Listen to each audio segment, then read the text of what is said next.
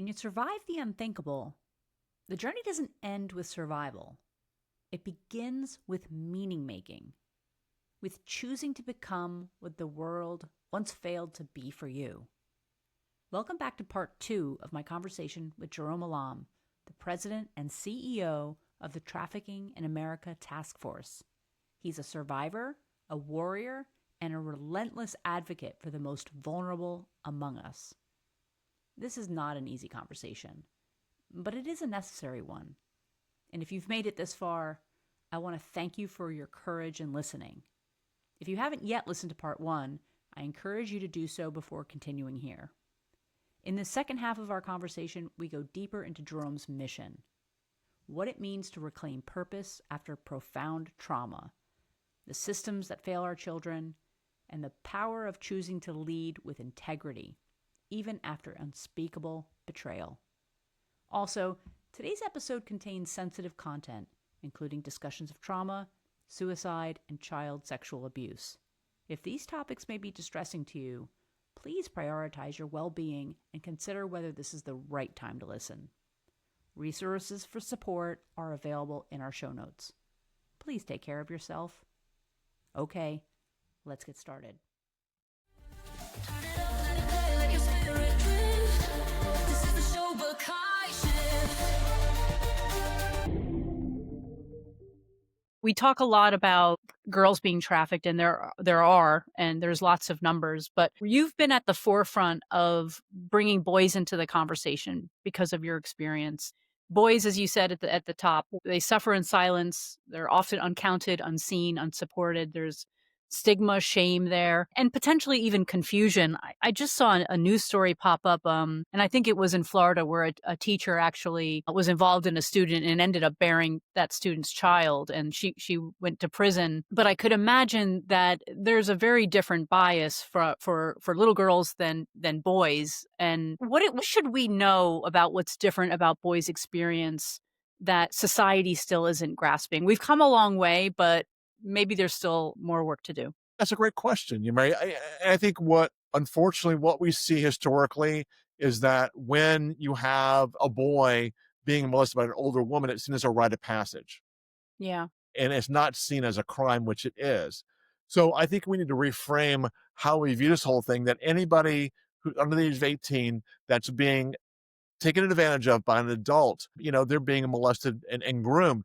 With boys, again, it's very difficult. Again, it's about educating law enforcement and judges and prosecutors as to how, young boys can be just as easily as girls be taken advantage of. And again, the numbers we have through the 5 studies that are out there is that, roughly about 35% of, those who are out there being trafficked are boys. But again, those barriers just really keep them from speaking out, keep them silent. And that's why I'm really out to kind of break that stigma. Traffickers know that boys aren't going to be easily identified, so that they've started trafficking them more. We just got to make sure that, we have the tools and law enforcement has the tools to recognize these young boys who are being trafficked. In the UK, boys were going for $5,000 a night. The abuse is definitely out there. It's a matter of pulling back the curtain on this and what's happening and getting more young boys to speak about it. Because what happens in the minds of young boys who are being molested and trafficked is that they just try to rationalize away what's happened to them. They don't feel like they can talk about it. They feel too scared or ashamed. And then end up with astronomical rates of alcoholism, drug abuse, suicide. So it's all about breaking that silence, understanding that this isn't a gender problem, this is a human problem, and that we're all in this fight together. I'm really glad you said that. I think I've spoken before here, some of the statistics around boys and men struggling in general. And there's been a number of studies now on this. You've mentioned the suicide rate for boys with trauma, but even suicide rates for just men in general are 3 to 4 times higher for men. And then what's called deaths of despair, which includes suicide, but also drug overdose and alcohol-related disease, has been rising sharply, particularly around middle-aged white men without college degrees. There's evidence that boys are underperforming academically at every level. and that now women are earning nearly 60% of the college degrees. Many boys struggle with ADHD, which leads to school discipline and disengagement and being sort of pigeonholed as the problem kid. The number of men in their prime, which is considered 25 to 54, are not working. Employed men in that age bracket is at a 70-year low, and fewer men are marrying. Many report they're not even dating, and marriage has long been associated with male well-being and stability, and that's becoming less accessible for many men, especially those struggling economically. Jerome, I don't want to conflate these two topics. They're separate, but I think the common thread is that boys and men are struggling, and we need to take gender out of it. We need to come together. We need to stop leaving people behind, and we all need to care about this because it affects our health as a society. I'm just wondering if you have any thoughts about some of the statistics in general that I've just cited. Yeah, absolutely. So, I mean, one of the things that we find is that pornography is a big driver in a lot of these cases. What you have, especially with young men, is them getting addicted or watching a lot of porn. And then when they attempt a relationship, because the expectations are so different from watching the porn, they tend to get into failed relationships. So one of the things that we do is we go into schools and we do what's called healthy relationship training. Wow. We go in and talk about what's acceptable. Well, this all started because as you can probably imagine, when we tried to go into schools and talk about sex trafficking, from the moment they heard sex, they were like, no.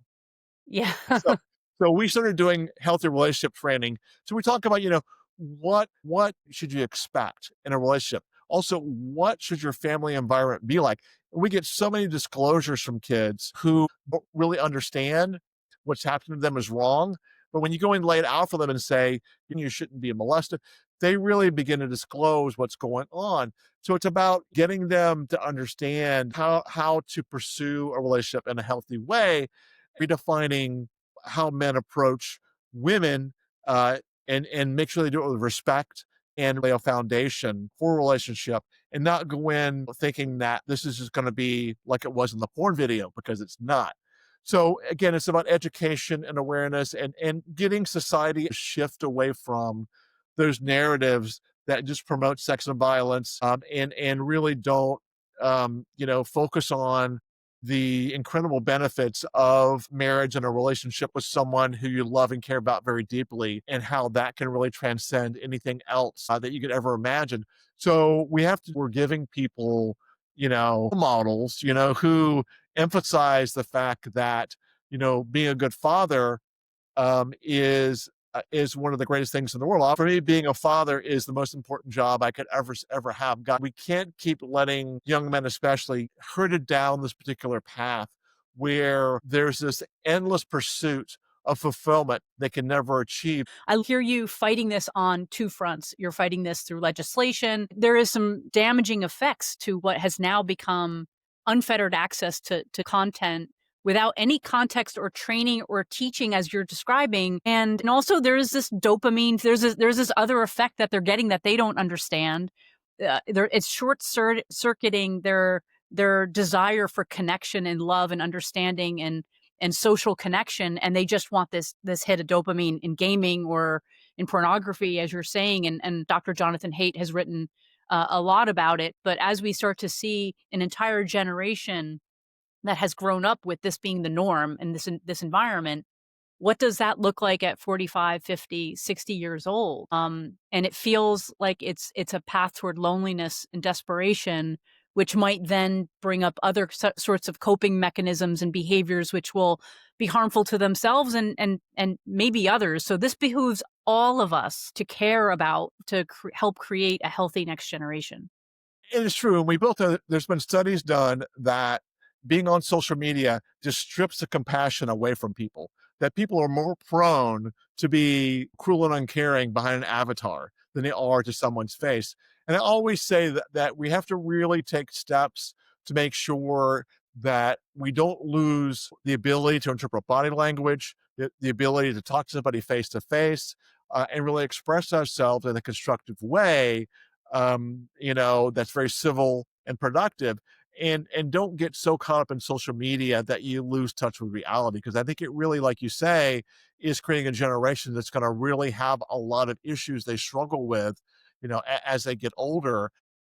We've got to begin to shift that narrative back to interpersonal relations, how to interact with people and talk to them. We've really got to begin to encourage young people to communicate and talk about issues that concern them. I always say as a parent, any dialogue is good dialogue. Talk to your kids about what interests them. Make sure that they understand you care about them, that they matter to you, because it's when we don't engage them on their level that we get that disconnect. And we know from the research that the majority of the kids who are groomed, victimized online are ones that feel alienated, disconnected from their peers, feel like they're misunderstood. And that predator trafficker comes in and says, "Oh, yeah, I know your parents suck. I know what you mean." Just make that effort to put the smartphone down for 5 minutes and talk Yeah. to your kids. That's incredibly important. Well, and maybe even trying to reach them where they are. I know it's so funny now. People don't talk like you and I are talking. Like, so I'll have a conversation with someone who's younger and they have to use their phone. Like, they have supporting audiovisual for our conversation. Like, we'll be talking. They're like, hold on, let me show you this YouTube. I know teachers have started to adapt their curriculum and their teaching style because it's just different now. And so I have a friend of mine who has 4 young boys, and some of them are struggling in school and having some discipline problems. And I was really moved by the show Adolescence on Netflix. You probably have heard Yeah. about it. Really very intense, very profound, very thought-provoking. And I said, "You should watch this because you have boys. You should watch this." And she did. And then she said, "Well, he's been suspended." And I said, Did your son watch it?" She said, "No." And I said, "Well, what would happen if you watched it together and then you asked him questions?" Like, because that one school scene, I thought, is this what school is like now? And I'm sure that many parents don't know. And so maybe try to meet them where they are and see if you can somehow access some of that curiosity. I think, Jerome, you know what it's like. They are hungering for connection. They're at a certain place where they don't know how to get it, but you can reach them. Don't give up. Yeah, and I think maybe you as well as I mean, I was shocked to discover that kids were just, going overboard with interest to watch people on YouTube playing games. Like, it's a big thing for Yeah. teenagers to watch other people play games. And so one of the things that I did as a parent is I made sure I vetted these YouTubers they were watching and make sure that, they were acceptable in their behavior, but I also made sure that I watched the videos with my kids and talk to them about the videos. So I'm a Luddite. I was born before the internet, Yeah. so I have to keep up. But I really try and educate myself about what games they like, what people they like, and really talk about these topics with them, because again, it's a matter of making them understand they matter to you and you're interested in their life. And again, like you said so eloquently, talk to them on their level. And back to our vulnerability, my stepdaughter is super, super smart. She's really good with tech. I used to be good at tech when I was younger, and now it's totally different. Sometimes I'll be quite vulnerable and say, like, I heard that emojis mean different things. Actually, I got it from that show, Adolescence. Hey, what's the code? It's okay to be a little vulnerable, I think, as an older person, and invite them to bring you into their world a little bit. I think that they like, as we all did, having this secret language, and I think they might be more prone to let you in if you express sort of humble curiosity No, about it. no, and Mary, that's actually the Rosetta Stone, because what I tell people, especially when you're talking about victims of human trafficking, I tell people, I say, when you look at a victim in human trafficking, find something of yourself that you see in them. Share your own vulnerability first, because when you bridge that trust, you can really open up the door for them to talk about it. It really does establish that kind of rapport that you need to hopefully get the more concerning things to come out when they talk to you. Hey there, Mary here. If this conversation sparked something in you, a new perspective, a question, or maybe just a moment of recognition, I'd love it if you hit that subscribe button and share this episode with someone who needs to hear it. Your support helps us reach more people ready to become the change their lives are waiting for. Until next time, keep shifting. I want to share another quote from you. You've said, "I stand here today not only as a survivor, but as a living testament that there is always hope and a light inside all of us that no one can extinguish. I love that. I believe that part of healing and finding meaning and purpose is to create what you once needed and to birth something that's missing from the world. It's what I'm personally trying to do here with this podcast and my trauma-informed coaching practice. Your journey of personal healing seems to be entwined with your advocacy work, and you've used your painful experiences to help others. Is it fair to say that the process of focusing on helping others has also helped you with your own personal healing? Absolutely so. And I was going to say earlier, one of the things that I always tell people is that, when I do a podcast like this or I speak public or whatever, every time I do that, it's me shouting at the top of my lungs to those who exploited, raped, and trafficked me. They couldn't break my spirit, that I survived and I thrived. And I am, I have a life that I could never have imagined, that they will never take anything away from me again. One of the things that you probably know, which is just heartbreaking, is that the majority of victims of human trafficking don't know they were trafficked. When you go and talk to a victim and say, were you trafficked? They don't know what you're talking about. So you have to go and speak to them in a language I understand, like, were you being forced to do something you didn't want to? Were you hurt? Because there are so many instances globally where I'll talk about what happened to me and people will say, until I heard you speak, I didn't realize I was being trafficked.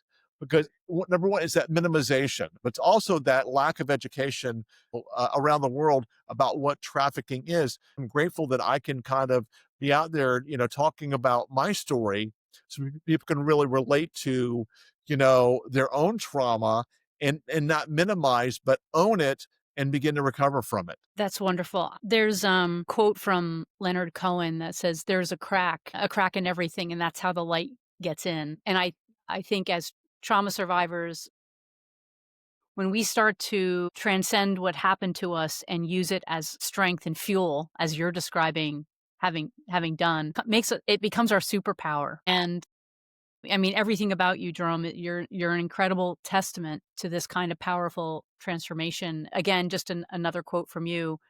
I've struggled against many things in my life, and somehow I found a way to survive. I share my experiences in the hope that those suffering in silence will find the courage to speak out and share their voices. What are just a couple words for people who have had experiences that are holding them back? What are some words that you use to inspire folks? I would say number one, it's not your fault. And number two, you deserve better and you are worthy of love. And I always say that you matter, your story matters, and your life matters always. And there's no ifs, ands, or buts. And that, you're deserving of all the happiness and love the world has to give you. Because again, we're so conditioned to feel worthless and not have value.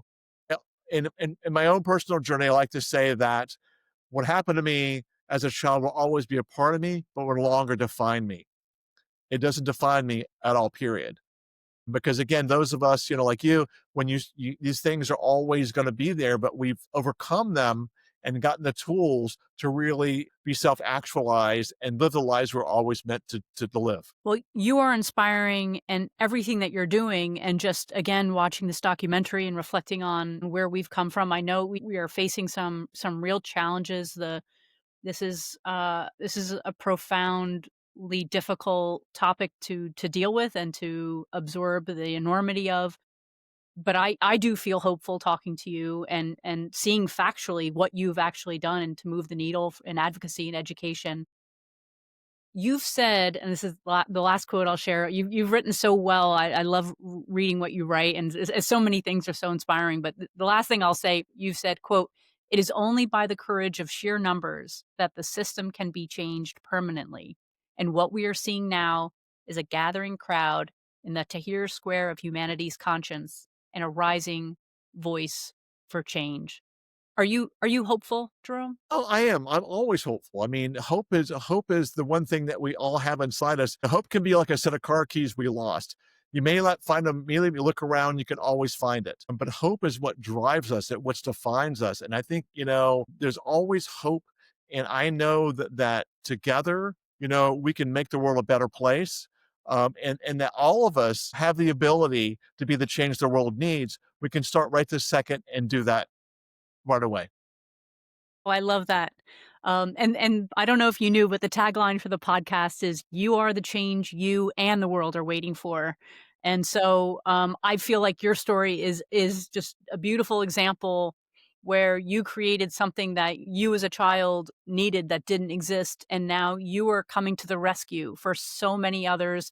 You're doing it through legislation, you're doing it through training, through advocacy, and you're doing it by just generously sharing your story so vulnerably, and really leading with courage. And there's so much, on LinkedIn, there's lots of like fun marketing stuff about trauma informed and this and leadership and everything. And I just would point to you to say, this is what this really means. You are the gold standard. So I want to close with a segment I call the Protagonist Questionnaire. Again, we're both the writer and the main character of our story. So, we're going to take a deep breath and get to know you a little bit better. So the first question is, what person or people first showed you your own power? Wow. I would say my close friend who's a female survivor. I think she really revealed to me how to look at life without the lens of trauma. And I think that when you can kind of move past that trauma and see the world for what it is, the wonderful place it is, and how many opportunities there are, it really does change your life. And I think that, God really has worked through me, and I'm so grateful for that. But I continue to be inspired by people like you, my family, and all those survivors and victims out there who are breaking their silence, taking a stand, and really just making sure that we stop this right now and make sure not one more victim suffers. What film do you find most inspiring? Oh, hard to watch, but Antoine Fisher, which is a movie that was directed by Denzel Washington. It's a true story of a young man, Antoine Fisher, who was molested and abused as a young boy, and overcame that to join the military, and you know uh, regain his life. But he was helped by a Navy psychiatrist who's played by Denzel Washington to overcome the trauma would happen to him and begin to reconnect with the world. That sounds very inspiring. What is your favorite character from literature or film? Oh wow. That's a difficult one. I think anyone who overcomes adversity. There's a good movie called Signs with Mel Gibson, Oh, where yeah. where he plays a member of the clergy whose wife was killed in an accident, and just says, "I'm done with God." But over the course of the movie, and it's about him battling aliens, and he basically finds his way back, begins to see the light that shines inside, and then begin to share that with others. What song do you play to psych yourself up? "Defy You" by The Offspring. And one of the songs that really has a lot of meaning for me is "Can't Find My Way Home" by Steve Winwood. What is your favorite comfort food? My favorite comfort food is probably sushi. Oh, wow. Yeah, sushi. I love sushi. With some wasabi is definitely a comfort food with me for sure. And a little sake doesn't hurt either. Yeah, yeah. What do you what do you do to unwind, self-soothe, or remind yourself not to take life too seriously? I can imagine, in going back to self-care, right? There's a counterbalance with everything that you do, and give to all of us with your work. Well, I like to just get out and experience nature, go for a hike, Yes. go for a Same. walk, and just get the peacefulness. And that really does reground me and regain that sense of peace. So I just like being outdoors and being able to feel close to God and close to nature. So What sound fills your heart with joy? laughter. Yeah. Laughter, and I think the sound of someone breaking their silence after many, many years. I had a 78-year-old woman, when I was at a conference in Maryland, tell me for the first time that she had been molested. So the sound of someone's voice when they begin to break that silence is really beautiful, but also, laughter, and just someone who, like you, is just so very passionate about what they do. I mean, that to me is just so beautiful. We know a lot of people who, like you said, spend their entire lives running from themselves and what makes them happy. But it's when someone stops and does a 180 and embraces who they are, what makes them happy. That is something very beautiful. And you're facilitating a lot of those experiences. What is your spirit animal? Well, my Native American spirit animal is the raven. That's I that love that's awesome. that's my Native American spirit animal. I mean, because I was born in autumn. So, and then I'm a rabbit in the Chinese zodiac. Oh, that's wonderful. What is your favorite quote? I have a lot, but one of my favorites is from Einstein, is that the world will not be destroyed by those who propagate evil, but by those who stand by and watch it happening. All right, last question, and I think this one will be easy for you. Is how do you wish to be remembered? I wish to be remembered as someone who cared about victims of survivors and cared about them finding a path to the love and peace they deserve, and someone who stood up for everyone who is suffering in silence and feels like they don't matter. Well, Jerome, I'm going to remember this conversation for a long time. Yeah, I'm going to remember you as a fearless warrior, an advocate, a helper. It's been an honor to have you on the show and to know you. I'm grateful for the tireless work you continue to do and also the example that you set for us all. I like having people around me that make me want to be better, and you do that. Reminds me that we all have enough to contribute, and we can help others and do better. So thank you for everything that you've done and that you do. The world is a better place because of you. Oh, So thank thank you. you. You too, as well. I mean, I'm just honored again to be able to go out and be a voice for victims and survivors, and be a firewall against the darkness for kids and other vulnerable people, and maybe a beacon of hope and light for everyone who feels like there's no tomorrow, because there always is. You just have to remember that it's always darkest before the light, and it will come for sure. It will, especially with people like you who are so loving and caring and protective. So thank you again. Thank you.